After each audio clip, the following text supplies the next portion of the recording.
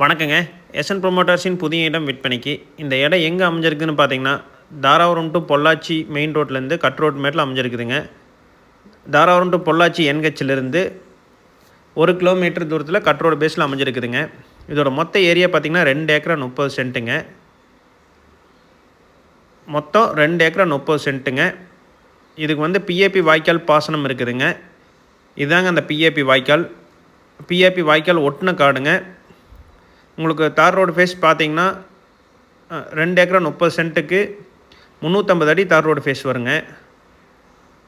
இதில் பார்த்தீங்கன்னா காடு ஃபுல்லாக ட்ரிப் லைன் இருக்குதுங்க. இதுக்கு 7.5 ஹெச்பி ஃப்ரீ சர்வீஸ் இருக்குதுங்க.